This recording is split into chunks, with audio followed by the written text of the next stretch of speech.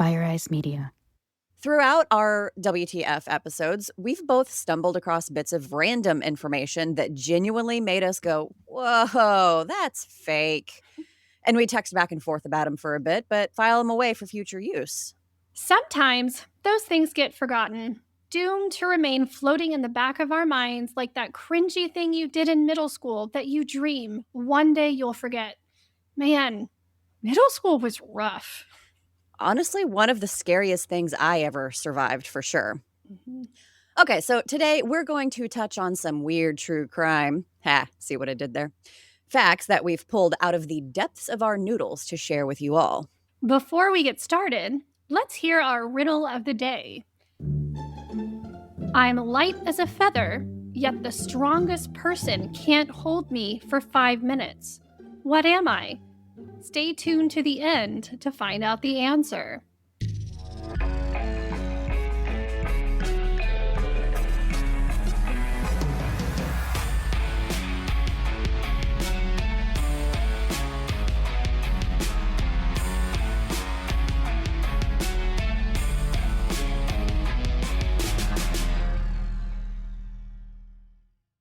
First up on our list of rando facts today is this. The first female police captain in the U.S. created dollhouse-sized dioramas of crime scenes to help train investigators. Frances Glessner Lee is considered the mother of forensic science, and we honestly could do an entire episode on this woman alone. Forensic science has come a long way, especially from the early 1900s. Homicide cases from the 1930s would often go unsolved due to lack of evidence, or really the investigators' inability to interpret what they were seeing in a crime scene. So, enter Frances. In the 1940s, she started her work on the Nutshell Studies of Unexplained Death. This was a series of 20 unique and highly detailed dioramas that each depicted a modern homicide. She was born on March 25, 1879 in Chicago, and her father was a wealthy man. Frances would go on to inherit this fortune later in life, which allowed her to finally do what she wanted in life. Up until then, she couldn't really do what she wanted as a woman in the early 1900s. When she came into the money, she helped found Harvard's Department of Legal Medicine in 1931. She also paid for seminars held twice a year at Harvard, where state police investigators from all across the country were taught the essentials of crime scene investigation. She didn't stick to just being a sugar mama forever, though. Frances created her Nutshell Studies of Unexplained Death that each depicted a murder scene in graphic, accurate detail. Some of them she named: 3-room family, dark bathroom, barn, and burned cabin. She intended to use them to teach investigators at the Harvard seminars, as we said, because, let's face it, they couldn't use real-life crime scenes for education for multiple reasons. No one wants corrupted evidence, being a big one. She put a lot of thought and detail into these scenes, sourcing her materials wherever she could and painstakingly making wallpaper, sewing clothes, writing tiny manuscripts, and labeling the kitchen items. Her attention to detail was extraordinary. The nutshells were built between 1944 and 1948 and were absolutely put to use at the Harvard seminars. An attendee would have an hour and a half to study the diorama depicting real murder scenes from stabbings, strangulations, hangings, and other deaths. The solutions were kept locked in a safe, but that wasn't the goal. The purpose was for them to learn how to interpret and observe what they were seeing, to give them more effective tools at real crime scenes. Yeah, it shouldn't be a surprise that she did become the first U.S. police chief. Way to go, Frances. Heck yeah, I love that it was a woman who created this, because of course it was. Because of course it was. We're all little girls at heart, and we want to continue playing with our dolls. She just did a more badass way of doing it. Yeah.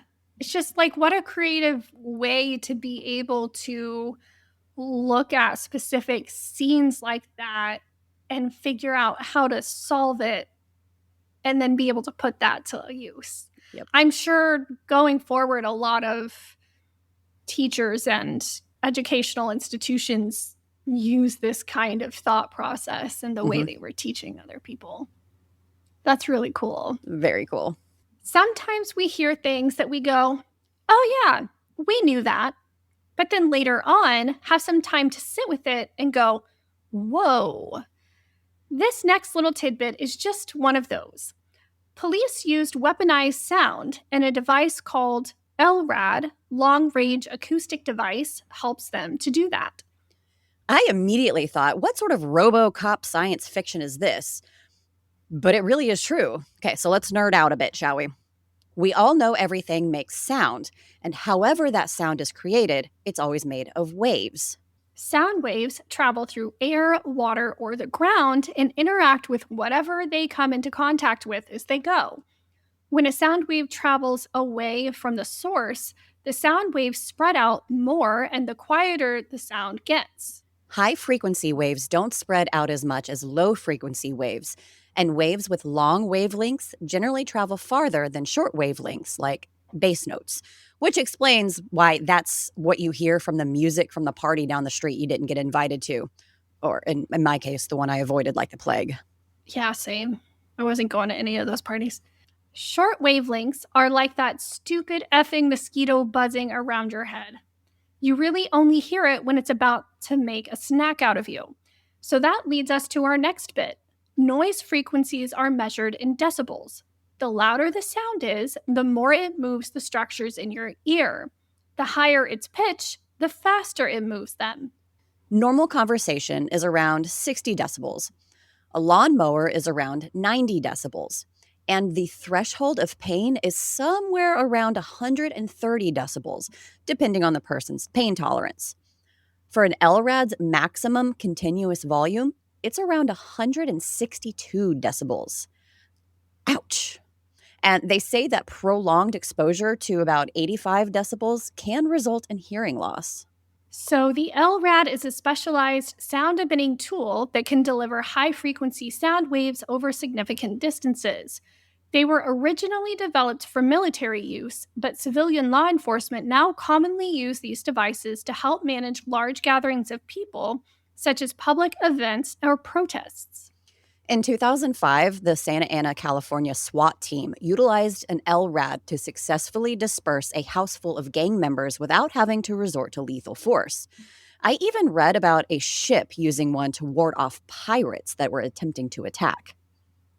Dang. I mean, let's be honest. It's a much less messy method than pew-pews or pointy stabbies to get people under control when they want to attend FAFO University. That's F around and find out. This is so cool. I don't know.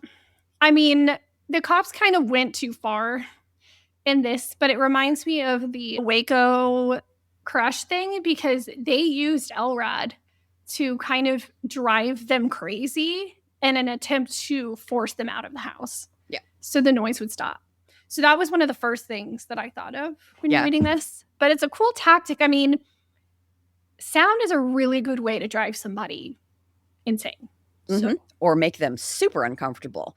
I mean, you know, there are certain songs that I'll not name, but you play those on loop and I'm going to lose my GD mind. Okay, so anyone else look up their own house on Google Maps? I distinctly remember looking up my address one time and saw that a friend's car, who I hadn't seen or hung out with in a very long time, was parked out front. But I can't really say like I ventured past like Googling my own address. That would be so bizarre. You're like, I know that car, but I haven't seen that one in years. That's really weird. It was a while. In 2019, someone looked up their past address on Google Earth and noticed something eerie in the pond near where they had lived. A car submerged in the water. They contacted someone they knew that currently lived in the area to tell them what he had seen. The current resident deployed his personal drone. I mean, okay, flex. And was able to confirm that there was, in fact, a car in the pond, so he contacted the police. The Palm Beach County Sheriff's Office came out to investigate. Who did the car belong to? Well, back in November of 1997, a man by the name of William Molt disappeared from Lantana, Florida on his way home from a club one night. He had been observed leaving the club, not appearing intoxicated, and left alone. He called his girlfriend to tell her he would be home soon, but never arrived. So William was reported missing, and an investigation was launched by the police, but the case went cold. The police presumed that he had lost control of his vehicle and ended up in the pond. The sad thing was that the car was visible on Google Earth since 2007, but went unnoticed until 2019. It reminds me of the case we did years ago, about the cars going into the water. Yep. That's what I thought of, and I was like, man. Mm-hmm. It's what luck that he just happened to look and was like, there's a car in that pond. Yep. If you look at our house on Google Maps, the one we're in right now, we're still surrounded by dirt and unfinished houses. Like, that picture's definitely like 3 years old. They take a little while to catch up and redo because it's not an easy process, I'm sure. No. For this next tidbit of information, we're going to throw out a bunch of statistics to you. According to the Innocence Project, from 1989 to 2020, there have been 375 DNA exonerees, the first one being in 1989. And think about how far DNA analyzing has come since then. So what got to me was that the average age at wrongful conviction was about 26 and a half years old, and the average age of exoneration was 43. The average number of years served was 14, which is the age our oldest children will be turning this year. It's kind of hit home a little bit. Yeah. The total number of years served by the wrongfully convicted inmates was 5,284. My brain doesn't even want to process that. 21 of the 375 people served time on death row. Can you imagine what that would have done to their mental state? Or their families? 44 of the 375 pled guilty to crimes they did not commit. Which begs the question, how and why? Rhetorical, by the way, because we're all too familiar being in the true crime world, how it happens, even if we really can't understand it. 69% involved eyewitness misidentification. So someone got your face wrong and bam, donezo. 43% involved misapplication of forensic science, which, I mean, we're all human and make mistakes, but it's just unfortunate, for lack of a better word, that these mistakes caused wrongful convictions. 29% involved false confessions and 17% involved informants. 268 DNA exonerees were compensated. I mean, you would have to compensate somebody a lot to make up for that kind of mistake. 190 DNA exonerations were worked on by the Innocence Project. Way to go, guys. And 165 actual assailants were identified. Those actual perpetrators went on to be convicted of 154 additional violent crimes, while the innocent sat behind bars serving time for crimes they didn't commit. I was mind-boggled. I mean, so this study only went until 2020, and then I think the Innocence Project kind of changed up how they process or analyze the data. So, it's only up to 2020. So there's even more added to this since then. And I mean, you hear about new cases all the time with people that are trying to work with the Innocence Project to get off of death row or out of life sentences. It's really sad because people want to blindly trust the justice system to get it right. And it just goes to show that there is a, too big of a probability that they won't. And we've seen plenty of true crime cases where somebody is coerced into confessing something they didn't do. Exactly. While the guilty party walks free and continues to do things they shouldn't be doing. Yep. And it's really good that things like this exist. So, way to go, Innocence Project. Keep it up. Okay, so this next one caught my eye because my youngest will literally not stop singing Let It Go. Okay, and so before I explain that, let's go back to 1959 in Russia and talk about something that stumped people for years and what people still don't 100% agree on. Also, don't come at me for my horrible Russian pronunciation. Or mine. Oh, great. Here we go. The Dyatlov Pass incident refers to a group of 9 young hikers from 1959 who trudged through Russia's snowy Ural Mountains toward a peak locally known as Dead Mountain. Not ominous at all. The 7 men and 2 women pitched their tents at the base of a small slope and hunkered down as a blizzard hit, where temperatures reached negative 19 degrees Fahrenheit or negative 25 degrees Celsius. They never reached their next waypoint. All 9 of them were already deceased by the time they were located, as it took a month for all of their bodies to be found. One of the theories as to what happened was, kind of obvious, an avalanche. According to National Geographic, the team's encampment was cut into the snow on a slope with an incline that appeared too mild to permit an avalanche. They also said there wasn't enough snowfall to increase the weight of snow on the slope to trigger a collapse. Another thing they said was that the blunt force trauma-like injuries and some of the soft tissue damage were not in line with injuries usually caused by avalanches. Normally, avalanche victims asphyxiate. Interstage Left, the head of Snow Avalanche Simulation Laboratory, a Swiss federal technical institute. This man watched Frozen and saw how well the movement of snow was depicted in the movie. So this got him thinking that he could finally use the animation codes to confirm it was an avalanche. So using the codes from the movie that my daughter won't stop singing, these men created a simulation to show that it very well could have been an avalanche that caused the deaths of the men and women at Dyatlov Pass. Although, as I said, there are still doubts among people, even with Anna and Elsa's help. This is crazy. I've heard about this case for years and the questions around it, but I had no idea that they had used coding from an animated movie to look to see if it was possible. From freaking Frozen. Mm-hmm. Okay, way to go, Elsa. Your temper tantrum helped potentially explain how solve a mystery. Yeah. That's great. I don't know. What do you think, though? Do you think it really was an avalanche? Do you think maybe it was a combination of things? In this day and age, well, this was back in the 1950s, but, that day and age, I'm still sorry, anything's possible.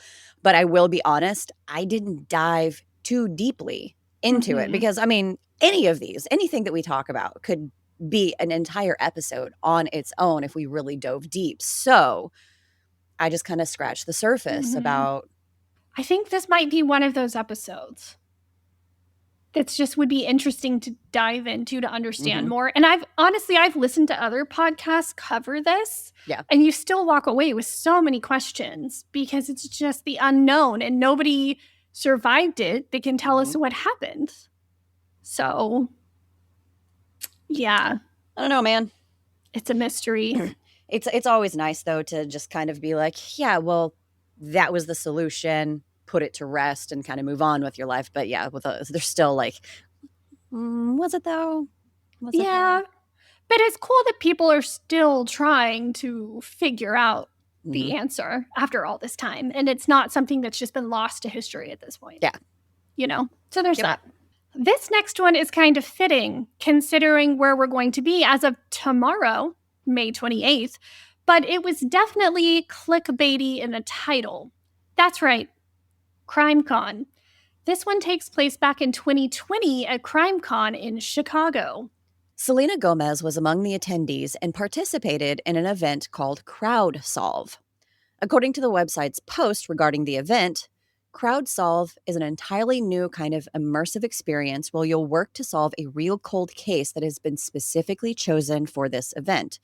Guided by our chief investigator, retired U.S. Marshal Art Roderick, law enforcement, and our hand-picked experts will work through the facts, the case file, and the key questions that remain unanswered.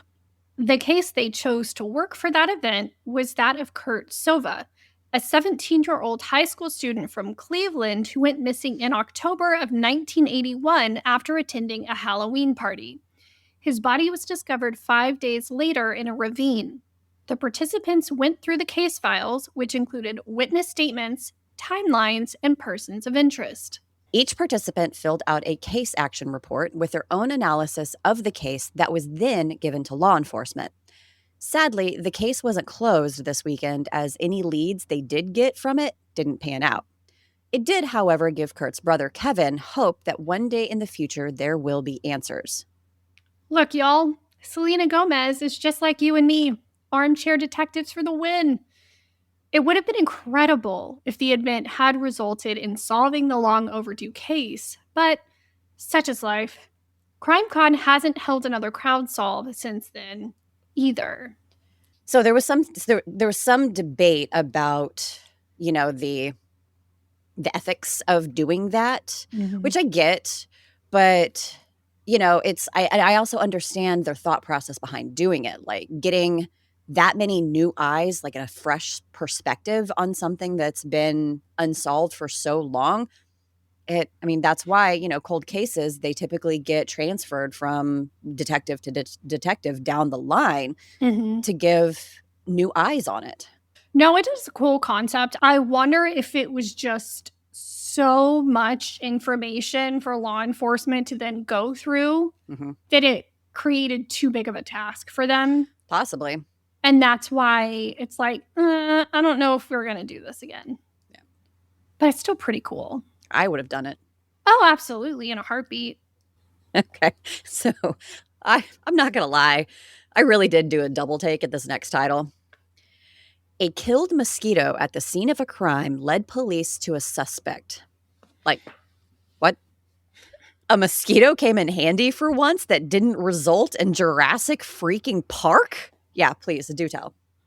I mean, if the mosquito resulted in like the remaking of Dire Wolves or something cool, that'd be pretty neat. I'd be okay with that. I'd be down for that.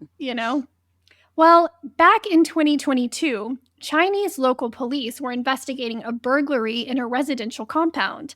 When they arrived at the residence, they noted that the door was locked from the inside, and therefore deduced that the suspect had entered through the balcony.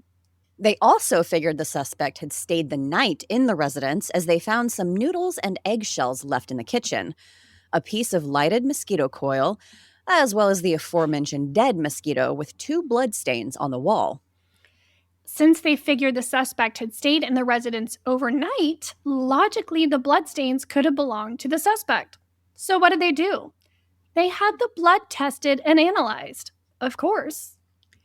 Through the DNA testing, they confirmed that the blood belonged to a suspect who already had a criminal record.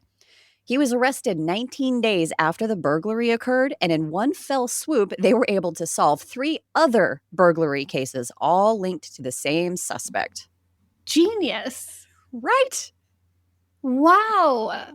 I feel like other police officers need to take this into consideration. Investigators, is there a dead mosquito anywhere?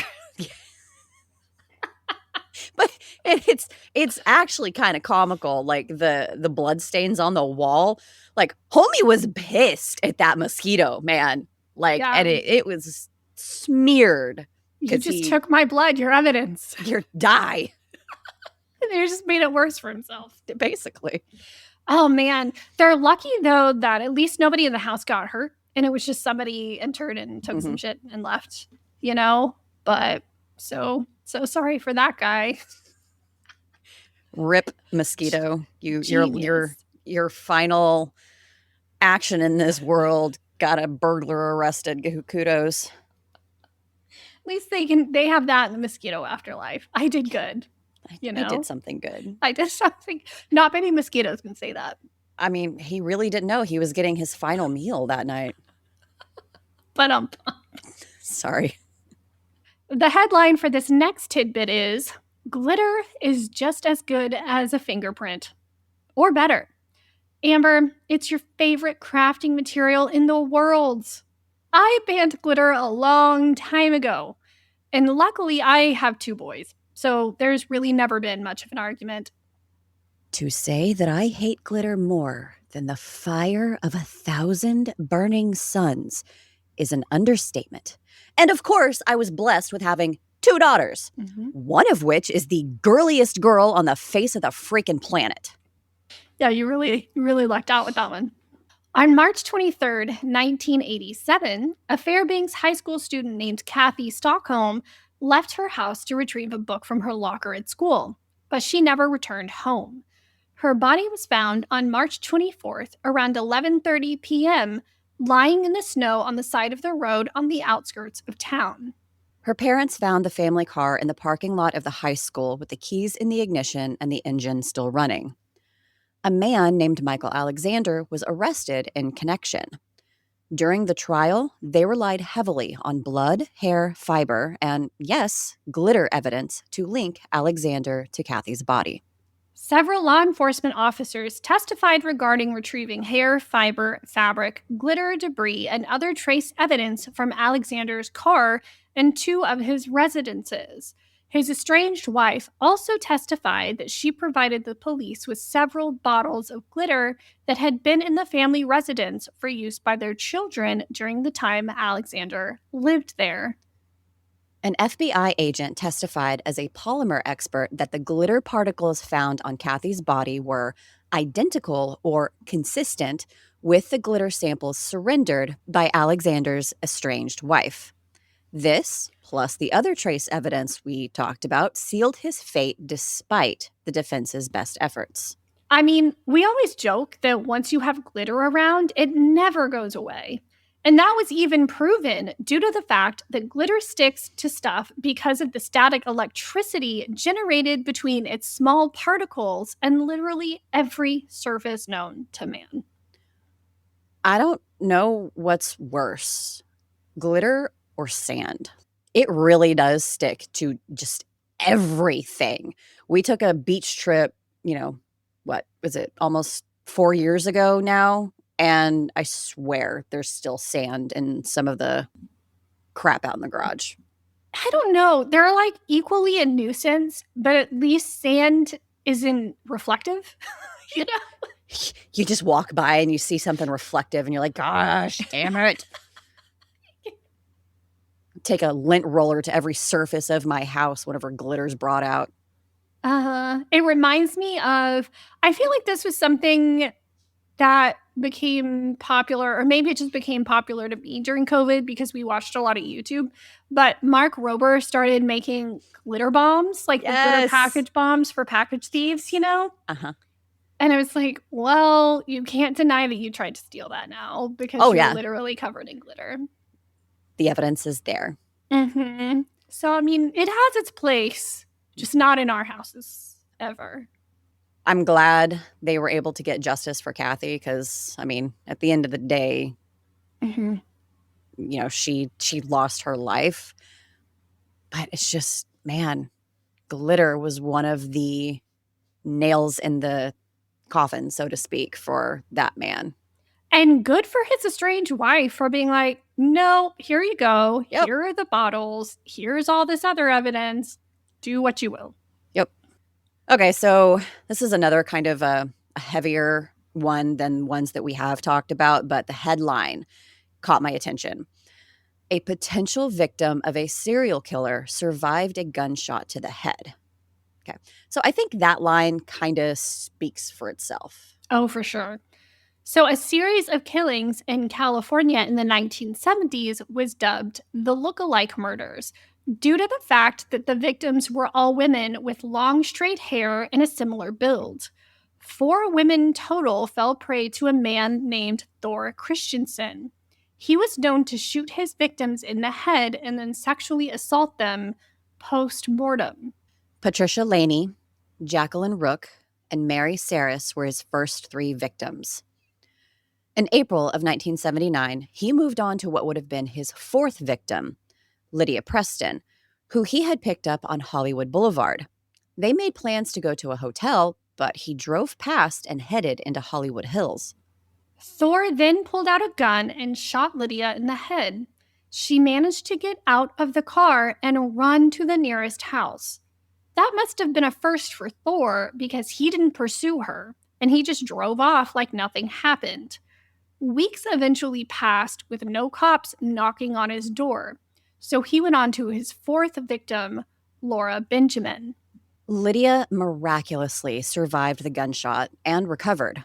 Unfortunately, she didn't have enough information to lead the police to Thor. But then, in July 1979, she was in a bar in Hollywood, and guess who walked in? Thor. She ran to a payphone and called the police. They were able to arrest him based on her testimony. They also had his prints on a discarded tissue that tied him to one of the murders, and this was all enough to make him confess. He received a life sentence for the murders of Patricia, Jacqueline, Mary, and Laura, plus the attempted murder of Lydia. He didn't complete his sentence, however, because in 1981, he was stabbed to death by another inmate. Oh, how sad. Oh, sorry, not sorry. You know, he probably thought that she was gonna die when she ran out of the car. So he was like, there's really no point in me going after her because there's no way she's gonna survive. Yep. Wow, what a badass. Yeah. Could you imagine how terrifying it would be to just be like with your friends in a bar and the guy who shot you in the head walks in? That's exactly what I was about to say. I can't imagine what was going through her mind when she looked over and saw him because, I mean, sorry, that's a face you're never going to forget. And that she was able to hold it together enough to go and contact the authorities and get his ass locked up and get justice for her and the 4 women that he took their lives. Because not only did she have the wherewithal to call the cops, she also then had to stay there while they got there and then identify him. Yep. You know, that's a brave woman. Good for her. Yep. That's what we call a badass around here. Absolutely. Up last for the day is something that I wasn't expecting. Did you know that pinball machines were made illegal in some places across the US from the early 1940s until 1976? Well, I sure didn't. No, neither did I. No. Okay, so the first pinball machine was made in 1931, and it was definitely not like the machines that you think of today. Before the addition of the flippers in 1947, players were literally at the mercy of the random bounce of the ball. Law enforcement looked down on the game due to the gambling nature. People would stick in a coin, and operators would hand out prizes ranging from free games and gum all the way up to jewelry and china. Schools and churches argued that pinball, yep, we're still talking about pinball, corrupted the children by encouraging them to steal coins, skip school in order to play the game, and even go hungry by wasting their money to play. It probably didn't help that most of the pinball machines were made in Chicago. You know, Chicago during the Great Depression was synonymous with organized crime. On March 6, 1948, a New York City patrolman in plain clothes walked into a cigar store in East Harlem and dropped a coin in one of the machines. The machine in question was called the Marvel Pop-Up. On his 6th shot, he won a free game and then promptly put the cigar store owner into handcuffs, arresting him for unlawful possession of a gambling machine. In 1974, the California Supreme Court ruled that pinball was more of a game of skill than chance and overturned their ban. 2 years later, New York considered overturning their ban. They had recruited one of the top players in the country to put on a demonstration for them to showcase the skill involved and eventually convincing them to overturn the ban. Pinball was gambling.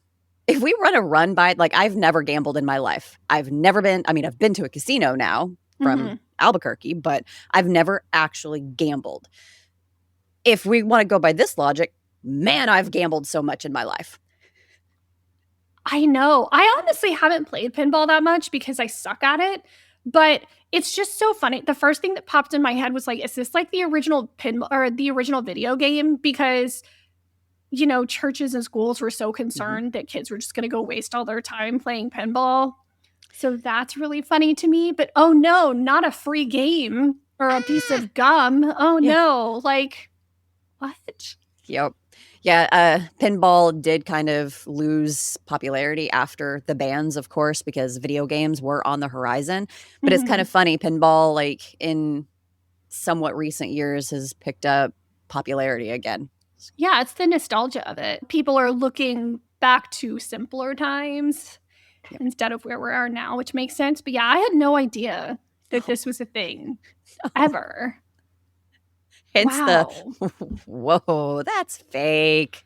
This is what people were worried about, like Yeah. the corruption of pin. Do you know how many other serious things you should be concerned with? I know, but can we like go back to that time when it was simpler and that's what we had to worry about instead of the dumpster fire that is our Earth right now? You know what? That's a really good point. All right. Well, I honestly don't know where all these accumulated from. Like, I don't. When you go down a rabbit hole, things spiral and you end up in the middle of nowhere on the internet questioning your life choices. And, as I said before, some of the tidbits that we talked about could have been complete episodes on their own. So, I mean, if there were any that you heard and you'd like us to do a full episode, let us know. Thank you so much for listening today, and we hope you liked what you heard. If you do, be sure to leave us a 5-star rating and review. Join us on Instagram at Weird True Crime for updates, memes, and additional content from the episodes. If you're going to be at CrimeCon, come say hi to us on Creator Row. We would love to see you. Speaking of CrimeCon, there is a possibility that we might take a little time off when we get back to recover, but keep an ear out for new episodes coming soon. Before we go, let's hear that riddle one more time. I'm light as a feather, yet the strongest person can't hold me for 5 minutes. What am I? The answer? Your breath. Yeah, I think I can get like a minute and a half down, and I'm like, nope, I'm done. Give me oxygen. It's been a long time. I don't know that I could even hold mine for like a minute without starting to panic, but it would probably be more of like a mental anxiety than Oh, an yeah. actual not being able to hold it. Yep. Yeah, I wouldn't have figured that out. Until next time, stay safe. And to make good choices. Bye. Bye.